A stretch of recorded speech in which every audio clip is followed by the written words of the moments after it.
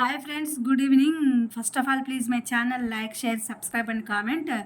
Today topic వచ్చేసి ఏంటంటే మనకి ఏపీ గవర్నమెంట్ డిఎస్సికి సంబంధించి సిలబస్ అనేది రిలీజ్ చేసింది కదా, దానికి సంబంధించి నేను అవి అందరికీ తెలుస్తాయి కానీ నేను తెలియజెప్పాలనే ఉద్దేశంతోనే నేను ఈ వీడియోని అప్లోడ్ చేస్తున్నాను. ఏంటంటే ఇది తెలుగు సిలబస్ అనమాట. తెలుగు పండిట్స్కి ఉపయోగపడుతుంది. ఇది Telugu content, Telugu methodology, Telugu syllabus అనమాట. దానికి సంబంధించి నేను ఈ వీడియో అప్లోడ్ చేస్తున్నాను. ఇందులో ఏంటంటే జీకే అండ్ కరెంట్ అఫైర్స్కి 10 మార్క్స్ ఉంటాయి. పర్స్పెక్టివ్స్ ఇన్ ఎడ్యుకేషన్స్కి 5 మార్క్స్ ఉంటాయి. ఎడ్యుకేషనల్ సైకాలజీకి 5 మార్క్స్ ఉంటాయి. అలాగే కేటగిరీ ఆఫ్ డిజేబిలిటీ స్పెషలైజేషన్ అనే దానికి 30 మార్క్స్ ఉన్నాయి. కంటెంట్కి 20 మార్క్స్ ఉన్నాయి. మెథడాలజీకి 10 మార్క్స్ ఉన్నాయి. టోటల్గా 80 మార్క్స్ ఉన్నాయి. మనకి 20 మార్క్స్ అనేవి టెట్లో వెయిటేజ్గా వస్తాయి అనమాట. దీంట్లో ఏంటంటే మామూలుగా ఈ జనరల్ నాలెడ్జ్, కరెంట్ అఫైర్స్ ఇవన్నీ కూడా 10 మార్క్స్కి అనేది ఉంటుందన్నమాట. అలాగే స్పెషల్ ఎడ్యుకేషన్ చేసే వాళ్ళకి కూడా ఇది ఉందన్నమాట.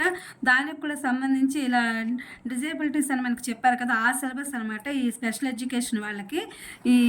ఇందులో ఏంటంటే చాలా రకరకాలైనవి ఉన్నాయన్నమాట. అది విజువల్ ఇంపైర్మెంటు, అట్లాగే category wise disability specialisation 30 marks అనమాట. వీళ్ళకి టాపిక్స్ అనేవి మెయిన్ ఇంపార్టెంట్గా ఉన్నాయి.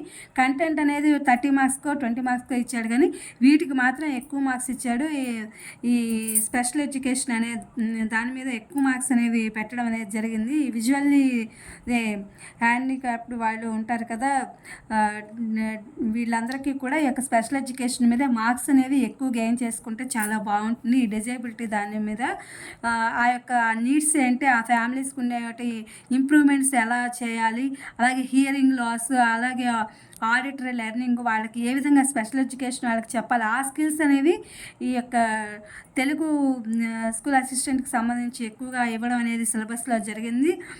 అట్లాగే దీనికి వచ్చేసి కంటెంట్ వైజ్ 6 to 10th క్లాస్కి వచ్చేసి కూడా తెలుగు సాహిత్య చరిత్రలు, ఇట్లా తెలుగు భాషలు వీటన్నిటిని కూడా మీకు తెలియచేద్దామనే ఒక ఉద్దేశంతోనే నేను ఈ వీడియో అప్లోడ్ చేస్తున్నాను. ఇలా మనం ఏం చదువుకుంటే సిలబస్లో ఏముంటాయి అనేది మీకు పెడదాము, మీకు తెలియాలి అనే ఉద్దేశం కోసం వీటన్నిటిని నేను వీడియో పెడుతున్నాను.